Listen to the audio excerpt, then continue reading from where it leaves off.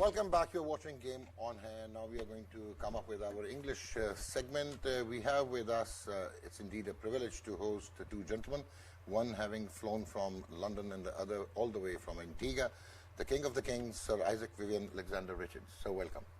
I love you for that, man. Yeah, but I know you must be slightly disappointed. We talk about that later. Yeah, we'll talk about that later. And if I have to recheck my random memory, the man who got 215, probably at Edgbaston during the Ashes 1985, and his one-day international highest was 153. This is all random. Sir David Gower, how are you, sir? You're close. I think the highest was actually Edgbaston. Because this is going to be the one. No, in ODIs, I think my highest was 158. 158. Okay. I mean, it looks like a 3, but it's got a couple. So that was my random memory. So I tested myself. But it's nice to be tested. Yeah. So a warm welcome. Thank you. Thank you. And it took 14.2 overs, and West Indies, they went down all out for 55. So you'll be discussing that? I'm happy to discuss. Yeah. Okay, you're happy. Very happy to discuss. Very happy to discuss. Okay, and we have with us, who was already with us, the man who took a hat-trick for Pakistan in a one-day international, and at one time was a world record holder with figures of 7 for 37 in a one-day international innings, having beaten Winston Davis 7 for 56 versus Australia, potential World Cup 1983. How are you, sir? All good. You're feeling good, okay. Yeah, because you said you got to be here in the studio about 1 o'clock, but I think we were going to done before 12. That's what you think. David and Sir Vivian, I asked him about the par score, and he said, well, it will be like South Africa plus West Indies plus Australia, and then the par score in the Emirates. This is what he was coming up with. Okay. He's also disappointed. Not more than I. Oh, yeah. Because 4 teams can't go wrong. There must be something wrong with the pitch. That's again not bad. Isn't it? Yeah. And we have the former Pakistan women captain, and she was also at the top of the ICC rankings, bowling rankings, an off-spinner who could bat a bit. And she took a hat-trick against Sri Lanka. And that was again at Sharjah. Yes. Yeah. And Sanamir is with us. So, sir, let's start the dissection. Poor shot selection, brilliant bowling by England, obnoxious pitch. What happened at Abu Dhabi? Well, I think England won the toss and decided that they'll put the West Indies in. Yeah. And I think that paid serious dividend.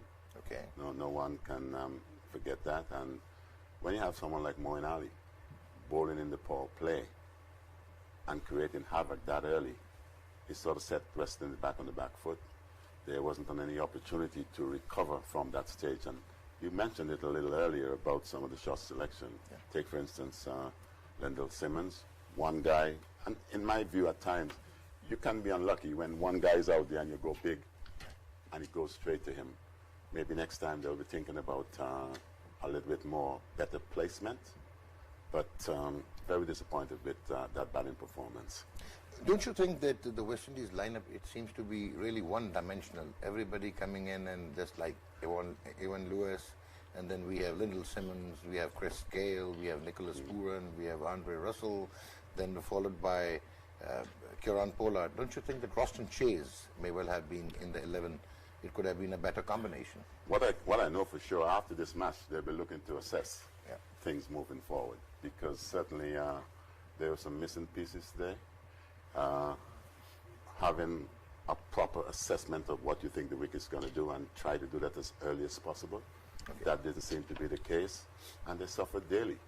All right. David, we saw Ian Morgan introducing Adil Rashid a bit late because already the damage had been done, and Moeen Ali had picked 2 for 17.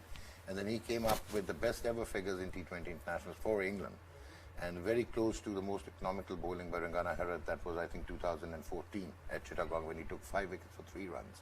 So today Moeen finished with 4 wickets for 2 runs. You think that this is the plan, or it was just the situation that Adil was dropped down because probably he's the best spinner on the England team? Yeah, but Adil is the highest ranking spinner in that team. But what they did well was, and with a lot of self-inflicted damage from that top order of West Indies, the tactic of using Moeen, okay, if it had gone wrong, you take him out the attack and you change quickly. But because it opened up the right sort of matchups, off spinner against left-hander, you carry on. So, and the way the wickets kept going down, then you have the absolute luxury of bowling who you want, when you want. And by the time Rechard comes on, I mean, yes, the figures are spectacular, and he'll be very proud of those figures, but they're all down the bottom of the order. There was some, again, some bad shots played as badly or worse down the order. But of course, you always rely on that top 6 or 7. I mean, the point you made just now about people being, shall we say, similar in style, if they all play well, then it's a team that makes a lot of runs. Yeah, because you look at the best of them, and especially the great men like Gale, Bravo, they've been around a long time. Pollard, he's a super specialist.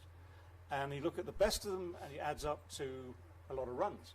If they play like they did today, which is without thought, without really understanding the pitch, which did grip. I mean, of the two pitches today, the one in Dubai for the West Indies game was the one that gripped more. Yeah. That looks harder to bat on. But a performance like that, it just seems infectious. We're in the middle of a pandemic of rather more serious proportions. This was a mini pandemic which affected them all. Yeah, but and they need vaccinating very quickly. They need to be vaccinated quickly. I think they all are. Yeah, they all are vaccinated. But they may need a booster. Okay.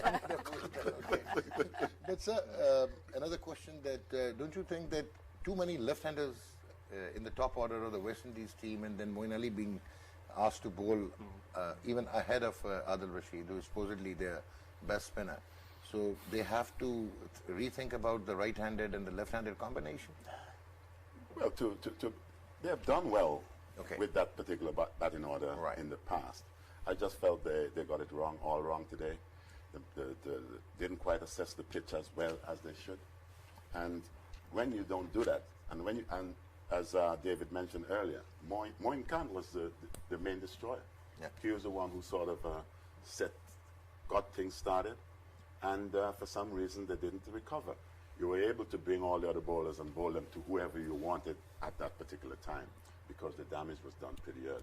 But playing at Dubai and then leaving out your premier spinner Hayden Walsh Jr., picking up Akeal Hussain, who did well, and he was like in the reserves, and he only came in at the last moment when Fabian Allen that is weird. That's a weird selection to me, because when you are in the reserve, and especially you would have picked someone like Hayden Walsh Jr. in the 15 or 14-man squad, you would expect that's the individual you will go to. Yeah. But then why would you have someone like a Hussain in the reserve when you know? It's weird. That needs some explaining to me at some point. But probably it was because of retaining Roston Chase in the 15, so they had to leave out Akeal Hussain. I'm not quite sure whatever the case may be, but that going to take some explanation to the folks at home in the Caribbean. All right. So, okay, now if we actually see West Indies fast bowling with Ravi Rampal coming in and then Obed McCoy there, you think that they have the resource to take on the challenges and like meeting Australia and South Africa? I think we were discussing their batting, and this is like one-dimensional. Yeah. We all the coaches, we talk about plan A and B. Yeah. And with their personalities, their egos, their attitude, they just go berserk one way. This is my strength, I'm going to do that. But I think your style of play, it decides the pitch and the conditions. Yeah, right. You must have like top of the order, one guy who can bat long, or number 4, 5 stabilizer. Yeah.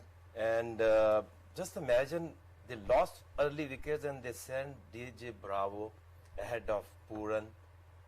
That's surprising. I think maybe there could be a reason for that, because Puran, I think, haven't been in the best of form. But if things were as normal as they should have been, I guess he would have been in that. You look at Moeen Morgan as well. I don't think he's in the best of nick. But and you can see he dropped himself down the order a little bit. Yeah, because they must be watching the game in Abu Dhabi. Yeah. The pitch was doing something similar, even more grass in Dubai. Yeah. So and probably a little softer because of the moisture plus grass. Moisture, and so more of watering. More water, And I think I don't mind grass, but when you have grass and then moisture, it's going to grip, it's going to seam around, then you need to have a better shot selection. Staying back, both sides of the wicket, not hitting sixes. Yeah, David, you want to add something? Well, just that both the games we've seen today were almost decided within the first power play. Yeah. By two sets of batting lineups, playing poor shots. In the first game, actually, there's some good bowling on a pitch that went through better. But at the same time, you're losing 3 wickets, whatever it might be in a power play, puts you on the wrong foot straight away. And it's very hard to recover from that. Just continuing and taking it from Akib, he was talking about one-dimensional batting and the attitude and the way they play, and they can even score 200 if they just start whacking. Yeah. But if we remember the top West Indies team, they had Roy Fredericks and then Gordon Greenwich, and then they had Larry Gomes to stem the torrent, and then they had Sir Vivian